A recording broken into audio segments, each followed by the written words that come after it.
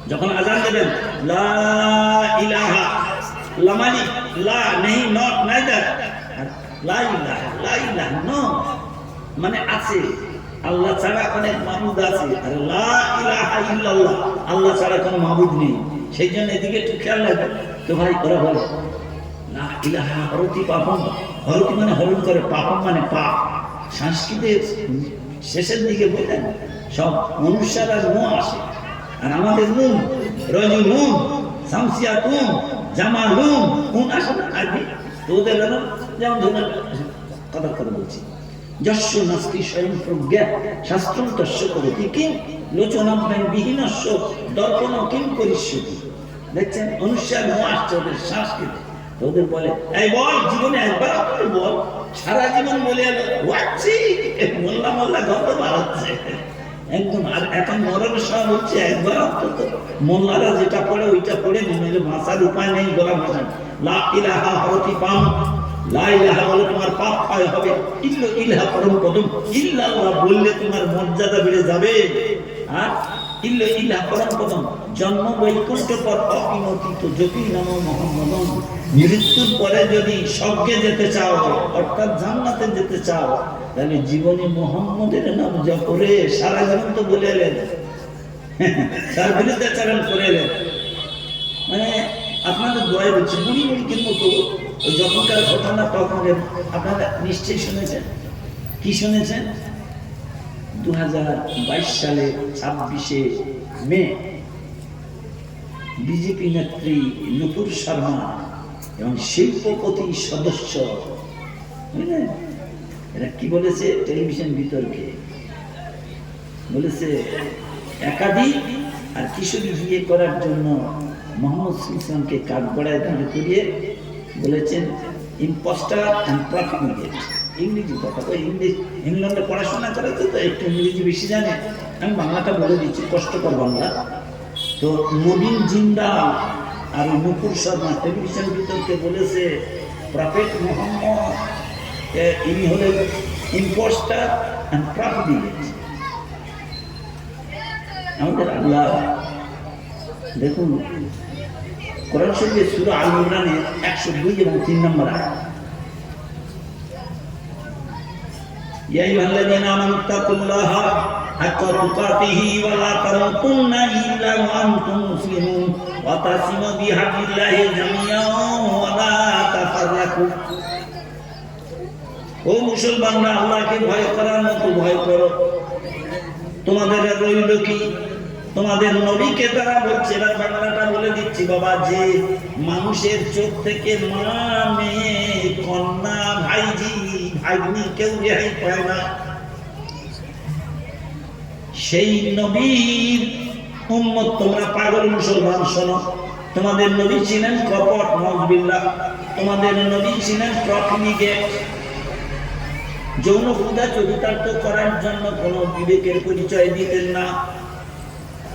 আমার আল্লাহ কি বলছে? আমার আল্লাহ বলছে তোমরা আল্লাহকে ভয় করার মতো ভয় করো। তোমাদের মাথা মনিকে এত বড় কথা বললো, কিন্তু কিভাবে প্রতিবাদ করবে, কিভাবে সংঘবদ্ধ হবে হলে তবে ওরা যথাযথ শাস্তি পাবে। ভারতবর্ষের মুসলমান আমরা বড় বড় সমস্ত এমএলএ এমপিরা চুপ করে রইল, আমার নবীকে চরিত্রহীন বলল, কপট বলল। এবং এত কিছু বলার পরেও আমরা যেহেতু বিজেপির নেত্রী আর বিজেপির নেতা নবীন জিন্দাল এবং তো ভাই ওমানের গ্রান্ড মুফতি আহমদ বিন হামাদ খালিলি ওখান থেকে বলে দিল বয়কট ইন্ডিয়া। ইন্ডিয়ার যত গুডস এবং কমোডিটিজ আছে আমরা সব বয়কট করলাম, আর কিনবো না। দেখছেন কিভাবে প্রতিবাদ করছে। ভারতবর্ষের নবীন জিন্দাল আর নুপুর শর্মা নবীকে সমালোচনা করলেন, বিজেপির নেত্রী বিজেপির নেতা আর ওমানের গ্রান্ড মুফতি মসজিদের মুফতি Ahmad bin Hamad Al Khalili বলল বয়কট ইন্ডিয়া। ইন্ডিয়ার যত মাল দেশে পাঠিয়েছিল বেচাকেনার জন্য সব বয়কট করলাম, আমরা নেব না, পয়সা দেবো না। আমাদের নবীকে ছোট করেছে। একজন শুরু করেছিল দেখা দেখি চাষ লাগালাগি বাস, সঙ্গে সঙ্গে বিশ্বের 18টা মুসলিম দেশ সোচ্চার কণ্ঠে প্রতিবাদ করেছে। সঙ্গে সঙ্গে মুসলিম বিশ্বের অন্যতম কণ্ঠস্বর OIC, organisation of Islamic cooperation, এ কথাগুলো তো ইংরেজি বলতেই হয় ভাই, এটা তো সংগঠনের নাম, ওই জন্য আমি ভেঙে বলে দিচ্ছি। ওরা বলছে OIC আর আমি বলে দিচ্ছি OIC। এর ফুল ফর্ম কি? অর্গানাইজেশন অফ ইসলামিক কোঅপারেশনের 57টা দেশ উজ্জ্বল কণ্ঠে প্রতিবাদ করেছে। তখন মুনাফিকের বাচ্চা সৌদি আরবের মোহাম্মদ বিন সালমান তখন থাকতে না পেরে স্টপ ক্রাইম এগেইনস্ট প্রফেট, খেলার নাম বাবাজি, ও তো ওদের মা বোন ফুফু চাচি সব তো ইহুদি। এইবারে যখন বিশ্বের মুসলিম দেশগুলো প্রতিবাদ করছে তখন সৌদি আরবও বলছে স্টপ ক্রাইম এগেইনস্ট প্রফেট, খেলার নাম বাবাজি। তখন নরেন্দ্র মোদী ওই নুপুর শর্মা আর নবীন জিন্দালকে অ্যারেস্ট করে জেলে পাঠালো। কি গো, আমার আল্লাহ বললেন আল্লাহকে ভয় করো, প্রকৃত ভয় যে ভয় করলে তোমার নবীকে ইজ্জত নষ্ট করলে সঙ্গে সঙ্গে তুমি তার বিরুদ্ধে প্রতিবাদ করবে সোচ্চার কণ্ঠে। তোমার মাকে কেউ যদি বেইজ্জতি করে সঙ্গে সঙ্গে প্রতিবাদ করবে, তোমার আব্বাকে যদি বেইজ্জতি করে সঙ্গে সঙ্গে প্রতিবাদ, এমন ভয় করা করো।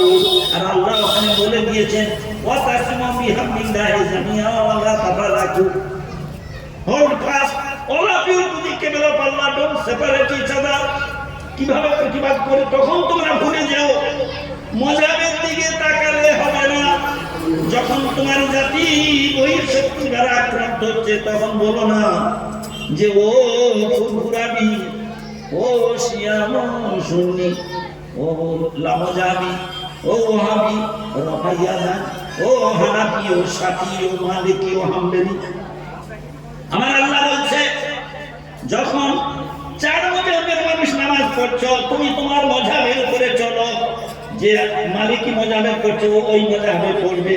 কিন্তু খবরদার যখন তোমাদের কেউ বাইরে থেকে এসে আক্রমণ করবে তোমার সাথী মাযহাবের ভাইকে, ও হানাফি তুমি দাঁড়িয়ে থেকো না, তোমার হানাফি ভাইকে কেউ যখন আক্রমণ করবে ও মালিকি তুমি দাঁড়িয়ে থেকো না। আমার আল্লাহ বলছে ওয়াতাসিমু বিহামদিল্লাহি জামিআ ওয়া লা তাফারাকু, তো মজা নিয়ে টানাটানি করলে হবে না, তাহলে শত্রুদের কাছে তোমরা ছিন্ন ভিন্ন বিভক্ত ছোট হয়ে যাবে।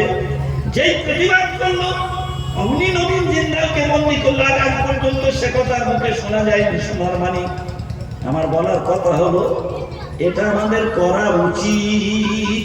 অন্যায়ের বিরুদ্ধে, স্বেচ্ছাচারের বিরুদ্ধে, অত্যাচারের বিরুদ্ধে, স্বৈরাচারের বিরুদ্ধে সারাটা জীবন যে নবী প্রতিবাদ করে গেলেন, আজ তার উম্মত হয়ে আমরা পাল পাল করে তাকিয়ে দেখলে হবে না।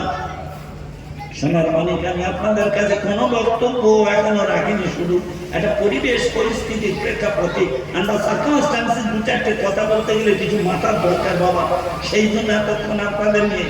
মনে রাখবেন আমি জিকিরের কথা বলেছি, মনে রাখবেন আপনাদের আমি কালেমার তালকিন করতে বলেছি, মনে রাখবেন জিকিরটা এত শ্রেষ্ঠ কেন।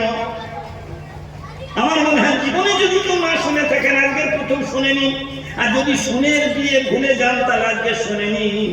জান থাকলে জানো। আর মেটিয়া বলছে মনোহর রহমান সাহেবের বেশি দিন তো আর বিরক্ত করতে পারবো না বাবা। আমার ওখানে যারা নামাজ পড়তে আসে বা কিছু শিখতে আসে আমি বলি সাদা ঘরটা তালি দিয়ে নাও, ইলেকশনের প্রাককালে এই সুযোগটা ফসকে যাবে, ভোট পর্ব চলে গেলে। বলি জানারটা যতদিন বেঁচে আছে অন্তত ভালো ভালো কথাগুলো শিখে নাও, আমল করো বাবা, মরে গেলে পাবে না। অন্তত মানে এই এলাকার ভাইদের অন্তত বলি আসি আর না আসি মজলিসকে তো বড় ভালোবাসি। তাই যেখানে কোথায় আছে যেখানে কথা, যেখানে কেন এত গুরুত্ব, আল্লাহর কোরআন শুনুন, আমার কথা শুনুন। সূরাটার নাম হলো সূরা আনকাবুত। জি, সূরা নাম্বার 29, পারা নাম্বার 21, আয়াত রুকু নাম্বার 5, আয়াত নাম্বার 45। বিসমিল্লাহির রহমানির রহিম। উতলু মা উহিয়া ইলাইকা মিনাল কিতাবি ওয়া আকিমিস সালাহ ইন্নাস সালাতা তানহা আনিল ফাহশাই ওয়াল মুনকার। মৌলভী মাওলানা বাজার গরম করার জন্য এই পর্যন্ত ব্যাখ্যা করে ছেড়ে দি ভাই, ভুল বুঝবেন না। কি আমার আল্লাহ বলেছে ইন্না সালাতা তানহা আনিল ফাহশাই ওয়াল মুনকার, নিশ্চয়ই নামাজ, সালাত মানে নামাজ, নিশ্চয়ই নামাজ অশ্লীলতা, খারাপি এবং বুরাই থেকে তোমাকে দূরে রাখবে, হেফাজত করবে। কিন্তু ওই আবুল কালাম ভাই আমার কাছে সত্য হুজুর আল্লাহর কোরআন বলছে হেফাজত করবে, আর জুমার দিনে দুটো নতুন জুতো চুরি হয়ে গেছে, গেছে নামাজি বাইরের লোক না। বলে হুজুর আপনি বললেন নামাজ নিশ্চয়ই খারাপি থেকে বাঁচাবে, অশ্লীলতা থেকে বাঁচাবে। আমাদের ওই এলাকার কথা বলছে হুজুর, রাত 12টার সময় ওই দুটো নামাজিকে আমি ওই চকমির থেকে আসতে দেখি। চকমির হলে একটা ঘাঁটি, যেখানে দম মারি দম করে, এরা নামাজি, এরা নামাজ পড়ে। অথচ আল্লাহ বলছে আল্লাহ মিথ্যা কথা বলে, নাউযুবিল্লাহ নাউযুবিল্লাহ নাউযুবিল্লাহ। আল্লাহ বলছে নিশ্চয়ই, ইন্নামা আরবিতে সার্টেনলি, অফ কোর্স, মাস্ট, নিশ্চয়ই নামাজ মানুষকে অশ্লীলতা থেকে, খারাপি থেকে, বুরাই থেকে বাঁচায়। আর সে নামাজ পড়ছে রাত 12টার সময় চট মিলে যায়, সে নামাজ পড়ছে সুদে টাকা খায়, সে নামাজ পড়ছে জুম্মার দিনের চকচকে জুতোটা দেখে পায়ে দিয়ে চলে সামনে। তাহলে নামাজ এসব কাজ থেকে বাঁচাবে সে ওই করে কেন? মাওলানা ঠিক এই পর্যন্ত ইয়াতে দেখা, আপনার শুনলে বুঝতে পারবেন, ভুল বলিয়ে দিচ্ছি। ওখানে আয়াতটা আছে, কুল্লু মা উহিয়া ইলাইকা মিনাল কিতাব ওয়া আকিমিস সালাত ইন্না সালাতা তানহা আনিল ফাহশাই ওয়াল মুনকার। মনে রাখবেন, এখনো কমপ্লিট হয়নি। আমরা এই পর্যন্ত বলে বাবা বাজার করো, নামাজ পড়ো, নামাজ পড়লে ভালোই হবে আল্লাহ বলেছে। আর ওর সঙ্গে এই কথাটা রয়েছে ভালো না, এটা ব্যাখ্যা করে না, বুঝলেন? ইনকমপ্লিট মানে অসমাপ্ত বাক্য। ওখানে রয়েছে ওয়ালা যিকরুল্লাহি আকবার। ও সোনার মানি, আমার আল্লাহ বলছে, হে নবী, যে কোরআন আপনার উপরে নাযিল করেছি, এক্সিলেন্ট কোরআন, ইউনিক কোরআন, অদ্বিতীয় কোরআন, অতুলনীয় কোরআনে কোরআন শুধু পড়লে সব নয়, শুনলেও সব। বলুন সুবহানাল্লাহ। এই কোরআন দেখলেও সব। আমি বেশি কোরআনের ব্যাখ্যায় যাব না বাবা, শুধু একটুকু বলছি, ওই আয়াতের ব্যাখ্যা, যেটা ব্যাখ্যা করার দরকার সেটাই করছি। আপনারা নিশ্চয়ই জানেন, আমাদের মতো হেঁটু হেঁটু হেঁটু বক্তা ছাড়া বাবা এগুলো বলা খুব কঠিন বাবা। আমাদের আল্লাহ বলছেন, নবী যে কোরআন তোমার করে নাযিল করেছি, শুনলে অবাক হয়ে যাবেন। আপনারা শুনেছেন বাবা, দাঁড়িয়ে নামাজ পড়বেন। কোরআনের আয়াত ছাড়া নামাজ হয় না, হাদিস দিয়ে নামাজ পড়া যায় না, আপনার কোরআন দিয়ে নামাজ পড়তে হয়। দাঁড়িয়ে পড়বেন, প্রতি হরফের জন্য 100 করে সওয়াব লেখা হবে। বলুন সুবহানাল্লাহ। দাঁড়িয়ে পড়ার আবার বসে পড়ার অনুমতি আছে, সেই বসে পড়বেন, তাতে 50টা করে সওয়াব লেখা হবে প্রতি হরফের জন্য। বলুন সুবহানাল্লাহ। নামাজের বাইরে ওযু সহকারে শেখাশেখি করবেন কোরআনের আয়াত নিয়ে, প্রতি হরফের জন্য 25টি করে। বলুন সুবহানাল্লাহ। ওযু নেই কিন্তু দেহ পাখনা পাক, নিশ্চয়ই বুঝতে পারছেন, প্রতিটি হরফের জন্য 10টা করে নেকি লেখা হবে। আর আবুল কালাম ভাই, আব্দুল সালাম ভাইকে ডাকতে এসছে, কিরে বেড়া চালা যাওয়ারটা এখন ভালো হয়েছে না, এই এই সূরাটা শেষ হয়ে, এই রূপটা শেষ হয়েছে, বসে বসে শুনছে। আরে আমার আল্লাহর কোরআন শুনলে প্রতিটি হরফের জন্য 1টি করে নেকি লেখা হবে। বলুন সুবহানাল্লাহ। পড়তে জানে না, শুধু শুনছে। ও ভাইরা, যারা কোরআন পড়তে পারেন, ফজরের নামাজ পড়ে মা বোনদের বলুন, আগে বেদটি না করে অন্তত 1 রাকাত 1 রুকু 2টো আয়াত কোরআন শরীফ পড়ো। একটা আয়াত যদি ফজরের নামাজের পরে উঠে কোরআন শরীফ পড়ো, 100 রাকাত নফল নামাজের সব তোমার আমলনামায় লেখা হবে। বলুন সুবহানাল্লাহ। মা বোনদের বলুন, একটা বাপ একটা চ্যাপ্টার পড়লে 1000 রাকাত নফল নামাজ আমরা কোনদিন পড়তে পারিনি, সেই সওয়াবটা তোমার আমলনামায় লেখা হবে। যদি একটা রুকু কোরআন তুমি পড়তে পারো, বাবা ফজিলতে কোরআন বুঝতে পারেন, 80 বয়ান আমার কাছে শুনবেন না, আমি শুধু জাস্ট বলবো। আল্লাহ বলছে, হে নবী, এই কোরআন অদ্বিতীয় কোরআন আপনি পড়বেন। তারপরে বলছে ওয়াকিমিস সালাহ, নামাজ পড়বেন, কোরআন তেলাওয়াত করবেন, নামাজ পড়বেন। আল্লাহ নবীকে বলছে, শুনলে অবাক হয়ে যাবেন। ও সোনার ভাইরা, আপনারা যারা 5 ওয়াক্ত নামাজ পড়েন, একটু আমাকে বলবেন কি যে হুজুর আমরা 5 ওয়াক্ত পড়ি, ফজরের নামাজ কাজা হয় না কোনদিন? ঈশান নামাজ, ফজরের নামাজ যারা জামাতে পড়লো, সারা রাত আল্লাহর খাতায় তাদের ইবাদতের সওয়াব লেখা হলো। বলুন সুবহানাল্লাহ। বেশি বলতে যাব না বাবা, নামাজ পড়বেন, নামাজ পড়বেন, নামাজ পড়বেন। শরীর খারাপ হয়েছে আজকে খাবেন না, শরীর খারাপ হয়েছে ঘুমাবেন না, শরীর খারাপ হয়েছে আজকে কাজে যাবেন না, শরীর খারাপ হয়েছে আজকে গোসল করবেন না। কিন্তু শরীর খারাপ হয়েছে নামাজ পড়া যাবে না, এ ফতোয়া কারো 14 পুরুষ কেউ দিতে পারবে না। এটা আল্লাহর হুকুম। দাঁড়িয়ে পড়তে পারেন না, বসে পড়ুন। বসে পড়তে পারেন না, শুয়ে শুয়ে পড়ুন। শুয়ে পড়তে পারেন না, ইঙ্গিতে পড়ুন। আমি জানেন বলতে বাবা শুনুন, ইমাম সাহেব ড্রাইভারকে জিজ্ঞেস করে নি এই পশ্চিম দিক কোন দিক, আমার আল্লাহ সব দিকে আছে, কিন্তু প্রথমটা একটু সতর্কতার সঙ্গে জেনে নিতে যা পারে চলবে। কি অবস্থায় নামাজ পড়ি, নামাজ থেকে দূরে সরে থাকতে পারবেন না। মাল্লা ইউসাল্লি ফাহুয়া কাফির। হযরত আলী রাদিয়াল্লাহু তাআলা থেকে বর্ণিত, যাদের কাছে নামাজ নেই তারা কায়াকার পায়কার র। মাল্লা ইউসাল্লি আলা দীনা লাহু। আব্দুল ইবনে মাসউদ রাদিয়াল্লাহু তাআলা থেকে বর্ণনা করা হয়েছে, বাবা যাদের কাছে সালাত নেই, নামাজ নেই, তাদের কোনো দিন নেই। খবরদার খবরদার, হাত জোড় করে বলছি, কিন্তু আমি ওইখানে শেষ করবো না বাবা, এ তো করতেই হবে, এই কোনো ব্যাপার না। আমার খালাকুল জিন্না ওয়াল ইনসা ইল্লা লিয়াবুদুন। আমাদের আল্লাহ পাক কাদের জন্য? রুজির জন্য। আমাদের কাছে রুজি চায় না, রুজি আমাদের দেয়। আমাদের কাছে ঈদের জামা কাপড় চায় না, আমাদের দেয়। আল্লাহ বলে আমার খালাকুল জিন্না ওয়াল ইনসা ইল্লা লিয়াবুদুন। খবরদার খবরদার করবেন, নামাজ পড়বেন। যে কোনো অবস্থাতে পানি নেই, তৈমুম করে নিন। শরীর খারাপ, ডাক্তার পানি হাত ভেজাতে মানা করেছে, তৈমুম করে নিন। করতেই হবে, এট এনি সার্কামস্ট্যান্সেস করতেই হবে, আল্লাহ ফরজ। তো বাবা ইয়াউমা লা ইয়ানফাউ মালুন ওয়ালা বানুন ইল্লা মান আতাল্লাহ বিকলবিন সালিম। আশ-শুআরা 89 নম্বর আয়াতে আল্লাহ বলছে, বান্দারে একদিন আমার কাছে তোদের সবাইকে আসতে হবে, হাজির হতে হবে।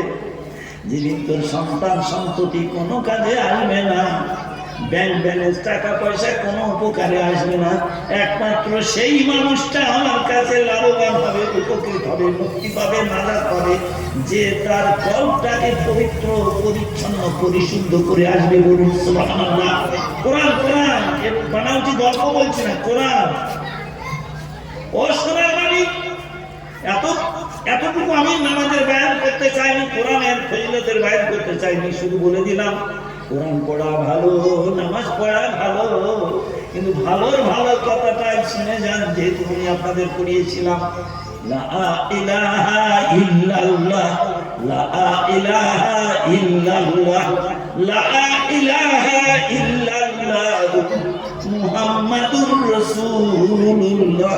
জিকিরের কথা আল্লাহ বলছে কোরআন তেলাওয়াত ভালো, নামাজ পড়া ভালো, কিন্তু ভালোর ভালো হলো আল্লাহ জিকরুল্লাহি আকবার। আকবার হলো কবির নেই, আকবার আকবার।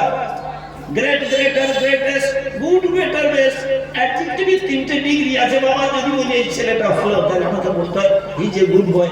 আর যদি বলি আবুল কালামের চেয়ে ভালো, তাহলে বলতে হবে he is better than Abul Kalam. এটা কম্পারেটিভ ডিগ্রি। আর যদি বলি পাড়ার মধ্যে ভালো, he is the best boy in the village, or he is the best boy in the school, ওটাকে সুপারলেটিভ ডিগ্রি বলে। বিশ্বাস করুন। তা কি বলছে? একবার একবার সবচেয়ে ভালো হলো আল্লাহর জিকির। বলুন সুবহানাল্লাহ। তাহলে এবারে শুনে নিন বাবা, জিকির এসেছি, খবরদার ওয়াজ মাসে বরাবরই শুনে যাবেন ভাই, বরাবরই শুনে যাবেন। কিন্তু আমি আপনাদের খুব কষ্ট করে বলে যাচ্ছি ভাই, একটু শুনবেন এবং মানার চেষ্টা করবেন। নামাজ পড়া ভালো, কোরআন তেলাওয়াত ভালো, আরো ভালো, এটা তো থাকবেই, কিন্তু আরো ভালো হলো আল্লাহর জিকির। বলুন সুবহানাল্লাহ। তাই আপনারা এইবার বলবেন কি আরবিতে? জিকির ইজ অফ টু টাইপস, জিকিরের জলি, জিকিরের খফি। কি ভুল বুঝবেন না, যারা করে আমি তাদেরকে খারাপ বলছি না, কিন্তু জিকিরের জলি, জিকিরের খফি, একটা হলো আওয়াজ করে জেকে, আর একটা হলো অনুচ্চ আওয়াজে জেকে। নিশ্চয়ই বুঝতে পারছেন। এবারে ধরুন বরাবরই যারা আওয়াজ করে জিকির করে এসছেন, আমার কথা শুনলে তার কষ্ট হবে, কিন্তু আমি ভুল বলবো কেন ভাই? ভালো ভালো কথা বলে বলছি, একটু শুনবেন না? একটু শুনে যেতে হয়। ভাই সব লা ইলাহা লা নেগেটিভ নেগেটিভ ইলাহা লা ইলাহা নেগেটিভ নেগেটিভ নেগেটিভ ইল্লাল্লাহ ইল্লাল্লাহ ইল্লাল্লাহ ইল্লাল্লাহ পজিটিভ। এই দেখুন, এই বাতিটা জ্বলার জন্য, মাইকটা চলার জন্য কটা তারের দরকার ভাই? যারা মাইকম্যান বা যারা ইলেকট্রিক কাজ করে তারা দুটো তার লাগে। কটা তার? ইয়েস, দুটো তার লাগে। আচ্ছা জানেন কি, একটা নেগেটিভ একটা পজিটিভ, একটা নেগেটিভ পজিটিভ। যদি বাংলা জিজ্ঞেস করি চোখ কপালে উঠে যাবে। আমরা ইংরেজি বলতে পারবো কিন্তু বাংলাটা বলতে পারবো না। কারণ অনেক উচ্চশিক্ষিত না হলে নেগেটিভ আর পজিটিভের বাংলা বলতে পারবো না। কি ওয়াশ করে নিচে যে ঢুকে বোঝা মুশকিল। ইংরেজি পারবে তার বাংলা পারবে না। হ্যাঁ বলুন, দুটো তার না হলে চলবে না, নেগেটিভ আর পজিটিভ। নেগেটিভের বাংলা কি বলুন? ঋণাত্মক। পজিটিভের বাংলা ধনাত্মক। এই আছেন কোনো বিয়ে পাস বেঙ্গল পাস ছেলেগুলো থাকলে তারা পারবে, সব লোক পারবে না। ইংরেজি পারবে কিন্তু বাংলাটা পারবে না, বুঝতে পারছেন? এমন খুব কঠিন বাংলা। তো দুটো তার লা ইলাহা নেগেটিভ তার, ইল্লাল্লাহ ইল্লাল্লাহ ইল্লাল্লাহ পজিটিভ তার, দুটো তার হলো। আচ্ছা দুটো তার না হলে কিন্তু জ্বলবে না, মাইকে জ্বলবে না, বাতিও জ্বলবে না। আচ্ছা এইবারে মাইকম্যান চা খেতে গেছে এক জায়গায়, আমি প্রমাণ করানোর জন্য ধরুন চা খেতে গেছে, আমি গিয়ে কানেকশনটা খুলে দিয়েছি, বুঝলেন? খুলে দিয়ে এখানে গেছি শিক্ষিত ছেলে, তাই তো দুটো তার না হলে হয়, মাইক চলে, বাইতে চলে। কি হলো এখন চলছে না কেন? ওরা ছুটে ছুটে গেছে মাইকম্যানের কাছে, মানে মিটিয়া বুঝির হুড়ি ওয়াজ করছে আর মাইকটা বন্ধ হয়ে গেল। বলে এই তো আমি ঠিক করে দিলাম। উনি এসে ওখানে সব জায়গায় মেরে চেপে দেখছে, ঠিক আছে তো তারটা, কিন্তু আমি সুইচ অফ করে দিচ্ছেন না। একটু টাইটানিক আন্ডারস্ট্যান্ড। বাবা বাতি জ্বলতে গেলে মাইক চলতে গেলে দুটো তারের দরকার, কিন্তু মনে রাখবেন কানেকশনটা ঠিক রাখতে হবে বাবা। দুটো তার হলেও বাতি জ্বলবে না যদি কানেকশনটা ঠিক না থাকে। লা ইলাহা নেগেটিভ তার, ইল্লাল্লাহ ইল্লাল্লাহ পজিটিভ তার, তবুও বাতি জ্বলবে না, কানেকশন দিতে হবে। সেই কানেকশনের নাম হলো মুহাম্মাদুর রাসূলুল্লাহ সাল্লাল্লাহু আলাইহি ওয়াসাল্লাম। নবী নবী কানে শুনি, আহারে যাও তো চোখে দেখলাম না, নবী নবী কানে শুনি, আহারে যাব তো চোখে দেখলাম না। কুরআন পড়ি হাদিস শুনি, তবু যেন আশা মেটে না। আর কত কাল সইব নবী এ বিচ্ছেদেরই জ্বালা, কবে মোদের সময় হবে ওগো মদিনা গিয়ে নবী দেখার পালা। আল্লাহুম্মা সাল্লি আলা সাইয়্যিদিনা মাওলানা মুহাম্মদ ওয়া আলা আলি সাইয়্যিদিনা। ভাই আমি সুপার মিটেড বাধ্য থেকে অপরমান্য, কিন্তু আমাদের দোয়া নিয়ে বলছি ভাই, আমার কাছে সব ফোন টোন আমি অত বুঝি দিচ্ছি। তবে বর্তমান ফোনের আক্রমণের অত্যাচার থেকে যুব সম্প্রদায়কে হেফাজত করার জন্য আল্লাহর দোয়া ফোন থেকে দুই একটা কথা বলে যায়, এই গড়বড় করে না, এই আমার খুব বিশ্বাস। আর আমার এখন সবচেয়ে প্রিয় বন্ধু হলো শারীরিক অসুস্থতা। এরা আমার বন্ধু, সব সময় বেঁচে আছে, বলি জানো রেজামের কাজ। আল্লাহর ফয়সালাতে সন্তুষ্ট থাকা হলো মোমেনের লক্ষ্য। ও ডাক্তার বলে লিভার ফ্যাটি এনলার্জ, আবার কখন ওদিকে বলছে প্রস্টেট গ্ল্যান্ড এনলার্জ। যা তো বিশ্বাস করুন, প্রেশার দেখাতে যাই, প্রেশার করে সর্বনাশ। ওয়াজ করছেন, বেড রেস্ট নিন তাড়াতাড়ি করবেন। যাই ভাই, আপনাদের দোয়া, তো আপনাদের দোয়া নিয়ে কয়েকটা কথা বলতে চাই ভাই। আসুন, জীবনে যতদিন বেঁচে থাকবে আমার নবী দেওয়া ফায়সালা আমার না করবেন না। নবী কোন কাজের সিদ্ধান্তকে বয়কট করবেন না, তাহলে মোমেন মুসলমান হতে পারবে না। আমি আপনাদের প্রমাণ স্বরূপ বলছি, একটা মুসলমান আর একটা ইহুদি। মুসলমানটা হলো মুনাফিক। মুনাফিক জান্নাতে যাবে না। কিন্তু মুনাফিকের কটা লক্ষণ? তিনটে। যখন সে কথা বলে মিথ্যা কথা বলে, যখন সে ওয়াদা করে তখন খেলাপ করে, আর তার কাছে কেউ কিছু আমানত রাখলে বাপের জিনিস বলে খেয়ানত করে। এই তিনটে লক্ষণ যার মধ্যে, সে মুনাফিক। তো যাই, একটা মুনাফিক মুসলমান, তার নাম বিশপ, আর একজন ইহুদি ঝগড়া হয়েছে। দেখ, আমি ঝগড়ার কথাটা খুলি। শেষ পর্যন্ত ঝগড়া হয়ে মীমাংসা হচ্ছে না, তখন ইহুদিটা মুনাফিক মুসলমানকে বলছে, এ ভাই, তুই বলছি আমি দোষী, আমি বলছি তুই, এভাবে মীমাংসা হবে না। একটা থার্ড পার্সনের কাছে যেতে হয়, একটা বিচারকের কাছে। তুই তোর দোষ দেখতে পাচ্ছিস না, আমি আমার দোষ, একটা তৃতীয় ব্যক্তি থার্ড পার্সন কাছে যাই, চল বিচারটা ফায়সালা করে দেবে। এই যুগের দিকে লক্ষ্য রেখে বলছি, মানব দরকার আছে ভাই।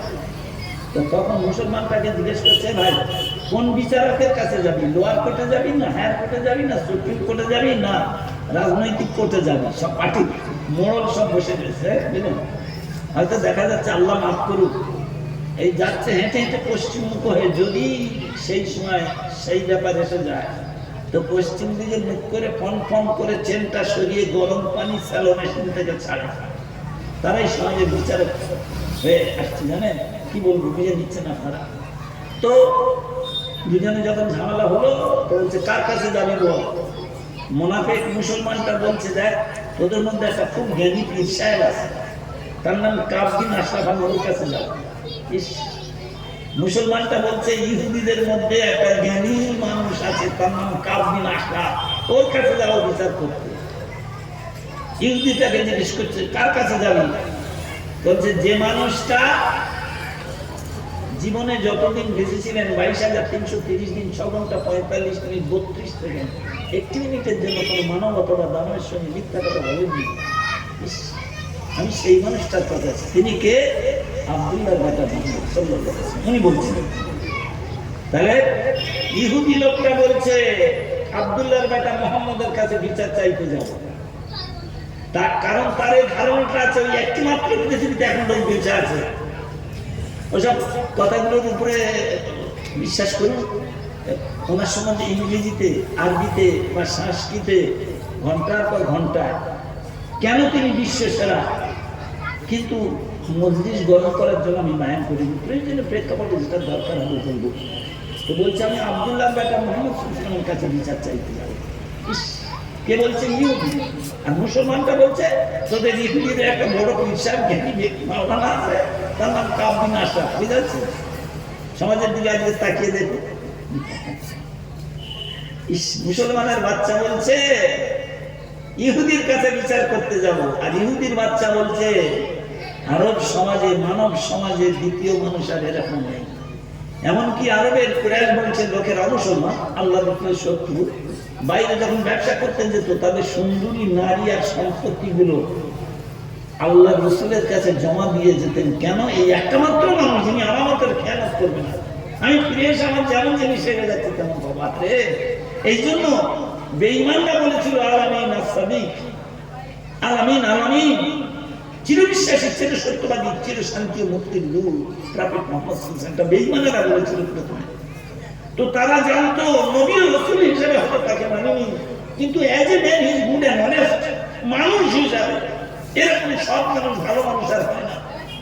একবার ফলো করে দেখুন, বিচার হচ্ছে সেই সময় অনেক তার বাহানার পরে আল্লাহ রসুলের কাছে গেল। আল্লাহ রসুলের কাছে আল্লাহ রসুল বিচার করে দিয়েছেন। বিচারের রায় যার দিকে যায়, ইহুদি আগেই বলে গেছে আমার পক্ষে আসুক আর বিপক্ষে আসুক, এই একটি মাত্র মানুষ যিনি অন্যায় বিচার করেন।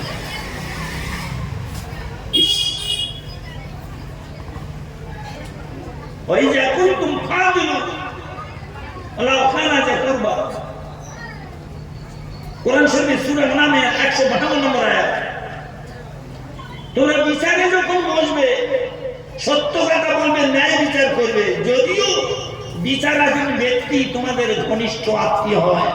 খবরদার, কারা আমাদের ভোট দিয়েছে কারা দেয়নি ও চিন্তা করে বিচারের রায় দিও না, এটার নাম ন্যায় বিচার নয়। আমার কোরআন শরীফে একথা বলা হয়েছে, আমার নাম ইয়াকুব বিমান জালাল্লাহু উলাইকা হুমুল কাফিরুন, আমার নাম ইয়াকুব বিমান জালাল্লাহু উলাইকা হুমুল জালিমুন, আমার নাম ইয়াকুব বিমান জালাল্লাহু উলাইকা হুমুল ফাসিকুন। কোন সূরা আছে? সূরা মায়দা 44, 45, 47। যারা আল্লাহ নাজিলকৃত কিতাব নির্দেশ মোতাবেক বিচার করবে না তারা কাফের, তারা জালেম, তারা ফাসিক। বিচার কিভাবে করতে হবে সেটাও কোরআন বলে দিয়েছে।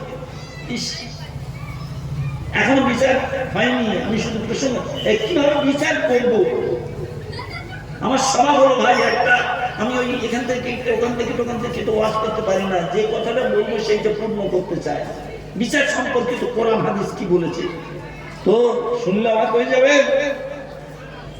আল্লাহ রাসূলের দরবারে কয়েকজন সাহাবী এসে ইয়া রাসূলুল্লাহ, এই মহিলার নাম ফাতেমা, ওর বাপের নাম জাহাজ, খুব বড় লোকের মেয়ে, অ্যারিস্টোক্রেটিক ফ্যামিলির মেয়ে, ভুল করে শয়তানের চক্রান্তে সঙ্গ দোষে পড়ে এটি চুরি করে ফেলেছি। আর চুরি করলে একটা হয়, আমরা একটু আপনার কাছে সুপারিশ করতে এসেছি যেন একটু হালকা করে বিচারটা করা হয়।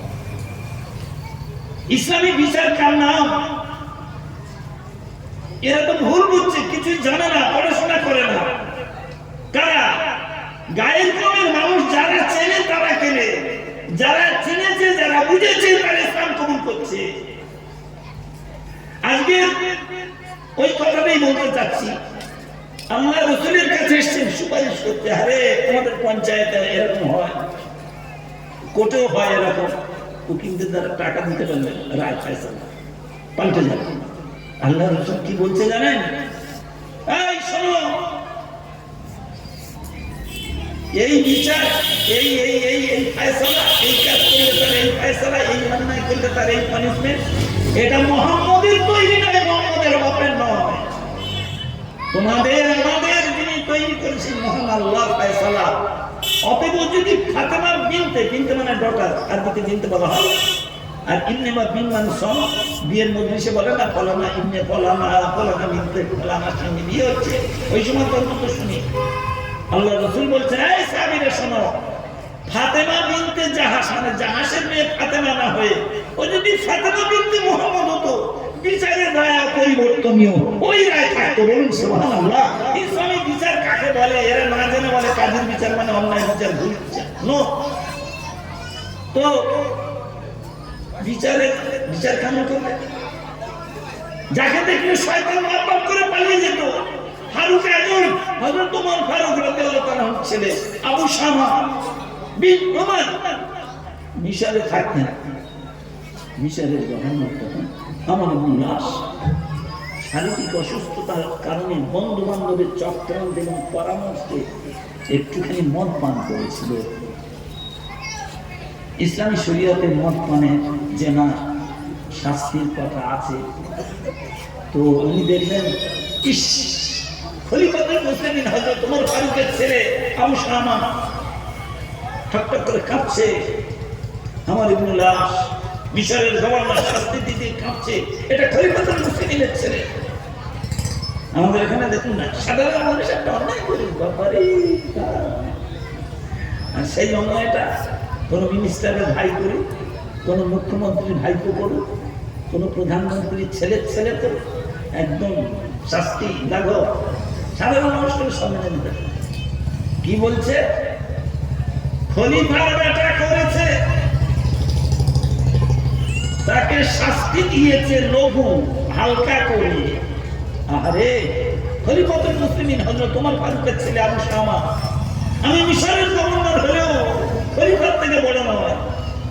হাতটা কেঁপে কেঁপে তাকে শাস্তি দিলেন, অল্প করে, লঘু করে, রাগব করলেন। এই খবরটা খলিফাতুল মুসলিমিন হযরত ওমর ফারুক রাদিয়াল্লাহু তাআলা আনহু কানে গেল।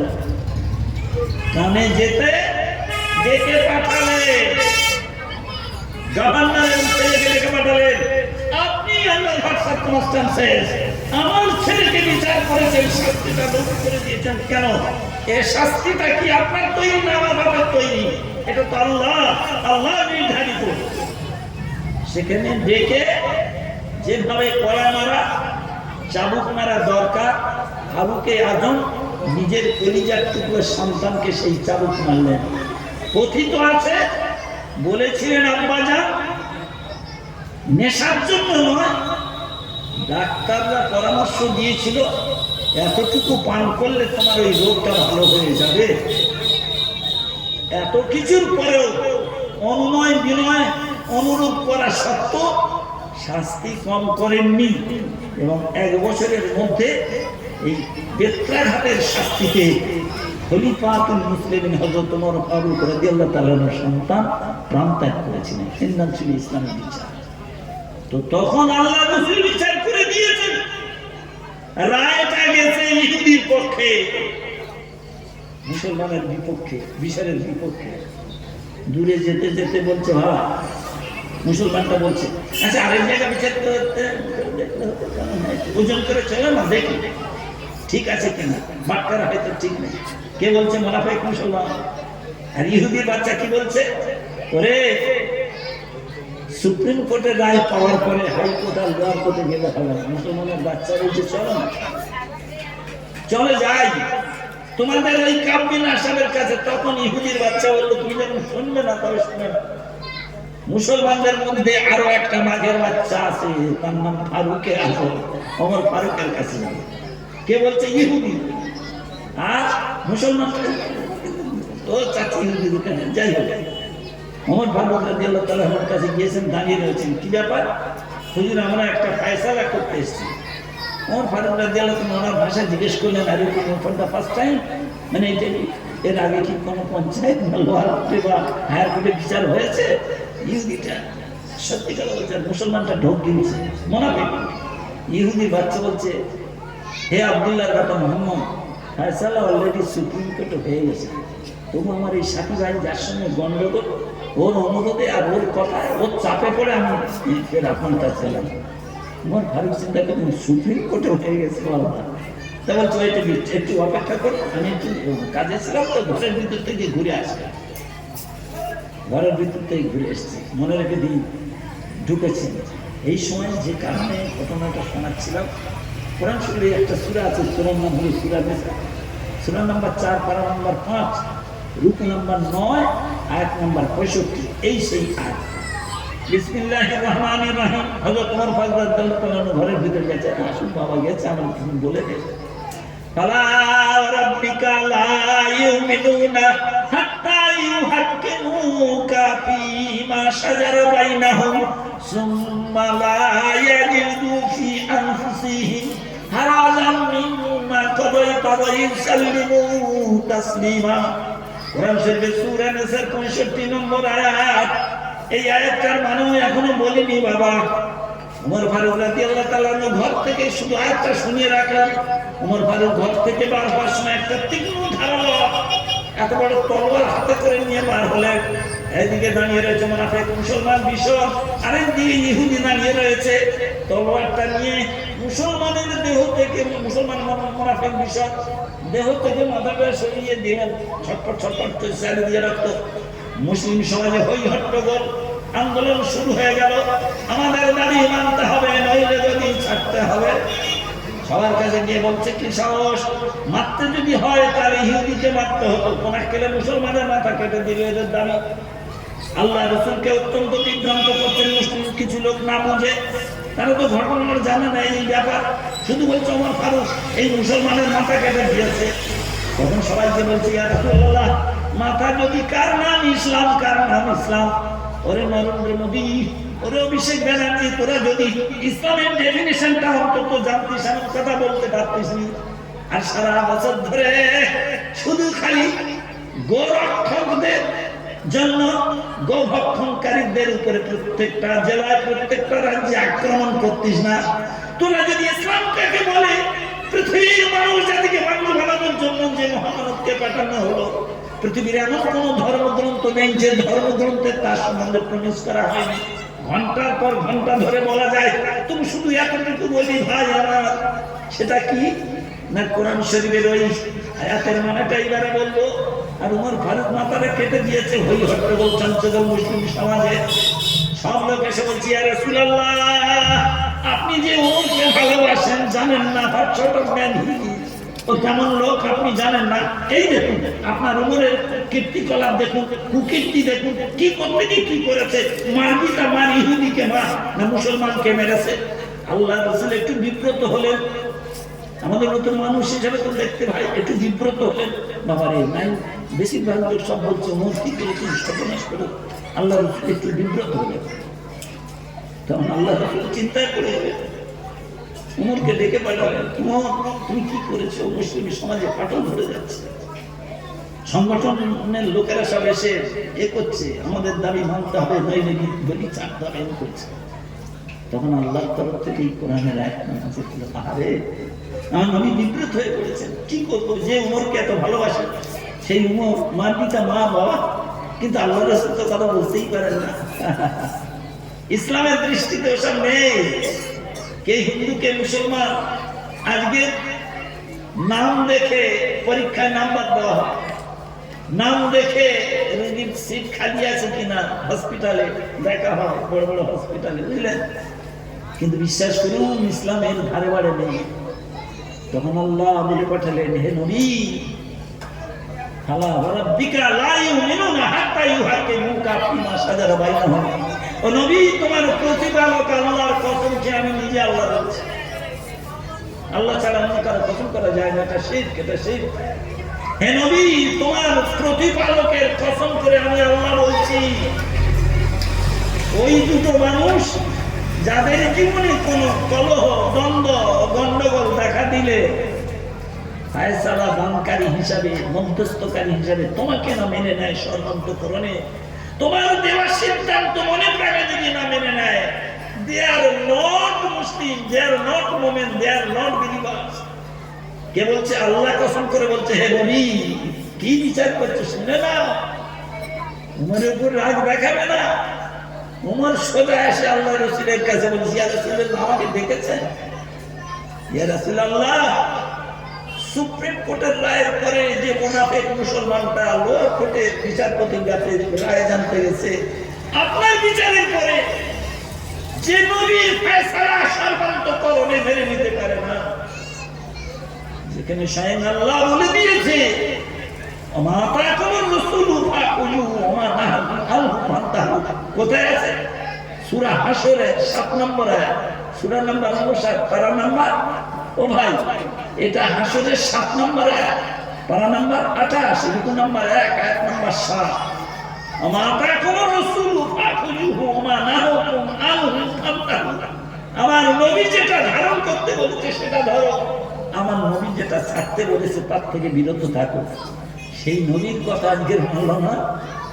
খাত্তাবের বেটা উমর, যার গোলামি করে, পদশ্রয় করে, যার সুন্নতকে ভালোবেসে খাত্তাবের বেটা উমর আজ খলিফাতুল মুসলিমিন হয়েছে। আজকের সেই নবীর বিচার পছন্দ নয়, গোলামের বিচার পছন্দ করতে এসছো। তাই ইয়া রাসূলুল্লাহ, এর মতো মুনাফিককে বাঁচিয়ে রাখলে পাড়ায় পাড়ায় গন্ডগোল বাঁধাবে, এ ক্লাবে ও ক্লাবে গন্ডগোল বাঁধাবে, এ পার্টিতে ও পার্টিতে গন্ডগোল বাঁধাবে, এই স্কুলে ওই স্কুলে দ্বন্দ্ব বাঁধিয়ে দেবে। সেই জন্য মুনাফিককে দুনিয়া থেকে সরিয়ে দিয়েছে। বলুন কি হেন সুবহানাল্লাহ, সুবহানাল্লাহ। এই জন্য এই আয়াতটা আপনাদের সামনে খবরদার, যে কাজ করেছে যদি দোষী সাব্যস্ত হয়, সে যে যা ইরেসপেক্ট অফ কাস্ট এন্ড রিলিজিয়ন, জাতি ধর্ম বর্ণের দিকে চার নাম ইসলাম নয়, বিচার তার নাম নয়। শোনার মানে আমি আপনাদের কাছে কোরআনের একটা আয়াত তুলে এত সুন্দরে বোঝানোর চেষ্টা করছি ইসলামী বিচার পদ্ধতি কিভাবে ছিল। আরে না জানে শুনে কি বলছে, শুনলে অবাক হয়ে যাবেন। এইবারে বাবা আপনাদের সামনে আমি রাখতে চাই, যেদিন দেখি শীতের মধ্যে যখন দেখি গরম পড়ে খুব মশা লাগে, তাড়াতাড়ি মশাই এখন তাড়াতাড়ি করে ঢুকে গিয়ে যদি দেখি দুটো তিনটে ঢুকে পড়েছে, ও বাবা রে, তার ধ্যান থাকা যাবে না। বাইরে অনেক মশা তো ভাগাভাগি করে খাচ্ছে, তো একটু সহ্য করা যায়, কিন্তু মশারি টাইমে ও ভাই সর্বনাশ করেছে। তা বৌমা কারণ চার পাঁচজন আমি সেই মস্কিটো কিলিং যে ব্যাট উঠেছে এখন ভাই সেই পটাশ পটাশ করে হয়ে যাবে। তো ভাই আপনাদের কাছে বলার কথা হলো, এইবার একটু শুনুন, বাহিরের মশা ভিতরের মশা দুটোই মশা, কিন্তু বাইরের মশা বাবা একটু এলিমেন্ট প্রবেশ করে যায়, তো কি হবে আরেকটা পাখি দেখে না, হ্যাঁ তার কাছে বসে।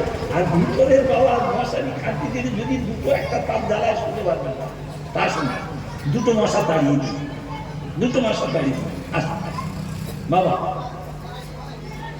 আল্লাহ, আগে বাইরেরটা তাড়াই বাবা, তারপর ভিতরের তাড়া, কারণ ভিতরটা তো সাংঘাতিক, বাইরেরটা তাড়াতে গেলে কিচ্ছু দরকার নেই, মশাই খাটি দিলে বাইরে মশা কিছু করতে হবে। বাবা আসুন, 1992 সালে সুপ্রিম কোর্টের প্রধান বিচারপতি ছিলেন, তার নাম ছিল হেদায়েতুল্লাহ। 19 সেপ্টেম্বর বম্বের মালাবার হিলের নির্বাণ ভবনে মারা গেলেন। ওনার স্ত্রীর নাম ছিল পুষ্পা চক্রবর্তী। কত বড় লোক শুনছেন কি, সুপ্রিম কোর্টের প্রধান বিচারপতি, যাতা নয় শিক্ষিত ভাই জিজ্ঞেস করে দেখবেন কত লেখাপড়া কত মাইনের জ্ঞান থাকবে। ভারতবর্ষের শেষ বড় কোর্ট যার নাম সুপ্রিম, তার প্রধান বিচারপতি, তাহলে বুঝতে পারছেন খুব হাইলি কোয়ালিফাইড। হেদায়েতুল্লাহ মারা গেছে। হ্যাঁ, হেদায়েতুল্লাহ কত সালে? 1992 সালে 19 সেপ্টেম্বর। ভাই 1919 সালে 2019 সালে সাক্ষী মহারাজ তখন দাবি করছে, কেন হেদায়েতুল্লাহ মরে গেছে, হেদায়েতুল্লাহকে পড়ানো হয়েছে বাবা। আর কাকে পড়ানো হয়েছিল একটু বলে দিই, এরা সব এলিট মুসলমানের মধ্যে, এরা elite highly qualified. Mirza Hamidullah Beg সংখ্যালঘু কমিশনের চেয়ারম্যান ছিলেন এবং সুপ্রিম কোর্টের প্রধান বিচারপতি ছিলেন, এনাকে পড়ানো হয়েছে। আর কাকে পড়ানো হয়েছে? ভারতের প্রাক্তন শিক্ষামন্ত্রী এবং বিচারপতি ছিলেন করিম চাগলা, আমি বলি করিম পাগলা, এনাকেও পড়ানো হয়েছে। এই সুযোগটা ওরা নিয়েছে। আর কাকে পড়ানো হয়েছে? সর্দার হাসমিকে পড়ানো হয়েছে। কি করতে হবে আপনাদের সাথে, কি করতে হবে? কি আসতে